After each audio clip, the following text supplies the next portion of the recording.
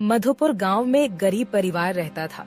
परिवार में राहुल, उसकी पत्नी नंदिनी और उनका एक बेटा अमन रहता था। अजी देखो, एक दिन हमारा बेटा एक बड़ा ऑफिसर बनेगा। हाँ, हमारा बेटा है ही इतना होशियार। वह एक दिन मेरा सपना पूरा करेगा। अमन एक बहुत होशियार लड़का था।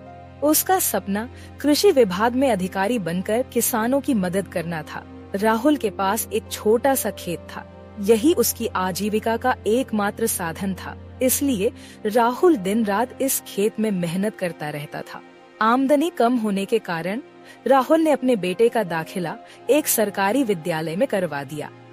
राहुल के खेत पर उस गांव के जमींदार की नजर थी। राहुल देखो, तुम अपना खेत मुझे दे दो, बदले में मैं तुम्हें मुंह मांगी कीमत दूंगा। तुम्हारे पास इतना पैसा होगा जितना तुमने जीवन में कभी नहीं देखा होगा। जमींदार साहब, कोई किसान अपनी भूमि का कभी सौदा नहीं करता, और फिर मेरे पास केवल वही एक खेत है। अगर मैं खेत आपको दे दूंगा तो खाऊंगा क्या? मेरे परिवार का क्या होगा? यह सुनकर जमींदार गुस्से में पांव पटकते हुए चला जाता है।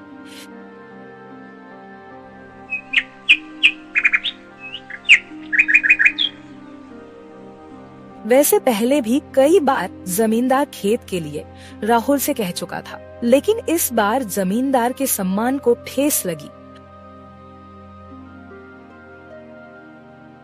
अगले दिन राहुल अपने फसल को मंडी ले जा रहा था।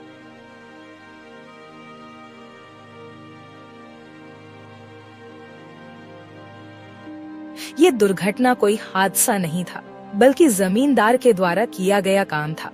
खैर, मौके पर कुछ लोग पहुंच गए। देखिए, इनको बहुत गहरी चोटें आ गई हैं। ऑपरेशन नहीं किया गया तो कुछ भी हो सकता है।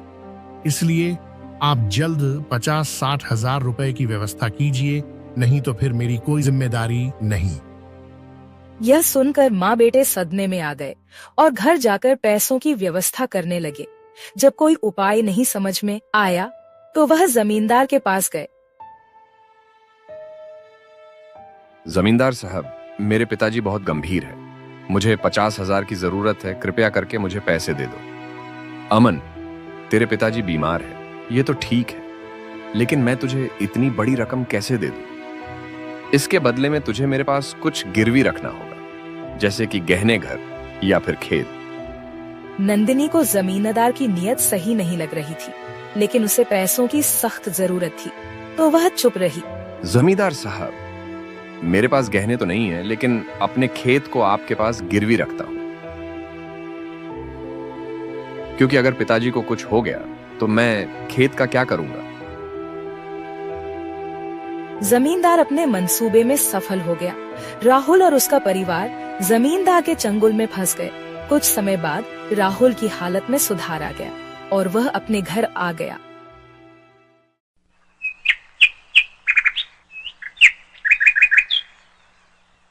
धीरे धीरे फसल बोने का भी समय आ गया, लेकिन राहुल इस हालत में नहीं था कि वह खेतों पर काम कर सके। इसलिए अमन ही दिन रात खेतों पर काम करता है। ज्यादा काम होने के कारण अमन का स्कूल जाना छूट गया।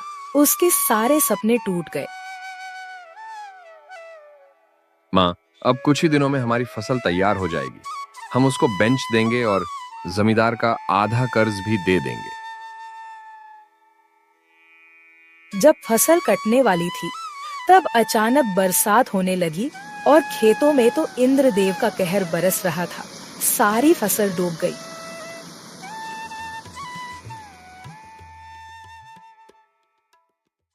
राहुल, तुम्हारी फसल बर्बाद हो गई है और तुमको कर्ज लिए 1 साल हो गया है। इसलिए अब मेरे पैसे दे दो। मैं अधिक दिनों के लिए उधारी नहीं रख सकता। जमींदार साहब, इतना अत्याचार ना करो हम गरीबों पर। मेरी फसल खेत में ही सड़ गई है। मेरे पास तो अनाज की भी कमी है, फिर मैं इतने पैसे कहां से दूंगा? राहुल के गिड़गिड़ाने कर जमींदार पर कोई खास असर नहीं हुआ और उसने राहुल को केवल 10 दिनों का अवसर दिया। जमींदार की धमकी सुनकर राहुल दोबारा बीमार हो गया। धीरे धीरे 10 दिन भी गुजर गए। तब ही एक दिन जमींदार पांव पटकते हुए फिर राहुल के घर आया। राहुल, आज 10 दिन से ज्यादा हो गए, लेकिन तुमने मुझे पैसे नहीं लौटाए। अब तुम अपना खेत मुझे दे दो, क्योंकि पैसे तुम दे नहीं पाओगे। जमींदार जबरदस्ती राहुल का खेत अपने नाम करवा लेता है। अमन और उसकी माँ कर्ज के कारण कुछ नहीं बोल पाए। राहुल को इससे गहरा आघात लगा और वह स्वर्गवासी हो गया। अमन और उसकी माँ बिल्कुल अकेले हो गए। इतना होने के बाद अमन ने दिन रात मजदूरी करके पैसा इकट्ठा किया और एक कृषि प्रशिक्षण केंद्र बनाया। राहुल का स्वभाव मिलनसार था। वह किसानों को अच्छे बीज, खाद और दवाइयाँ उपलब्ध करने लगा। धीरे धीरे लोग उस पर विश्वास करने लगे। लोगों की एक बहुत बड़ी भीड़ उससे जुड़ गई। वह गांव-गांव जाकर लोगों को सचेत करता। भाइयों, आप लोग अपनी फसल केवल मंडी में बेचो, क्योंकि वहां उसका सही मूल्य मिलता है, और कर्ज केवल बैंकों से लो, क्योंकि बैंक कम ब्याज पे लोन देता है और धोखा भी नहीं होता। धीरे धीरे लोग जागरूक हो गए और जमींदार के पास जाना छोड़ दिया, जिससे जमींदार बिल्कुल बेकार हो गए। अमन का कृषि केंद्र भी अच्छा खासा चलने लगा। उसकी आर्थिक स्थिति सुधर गई और लोगों की सेवा करने का सपना भी पूरा हो गया। इसके साथ ही जमींदारों को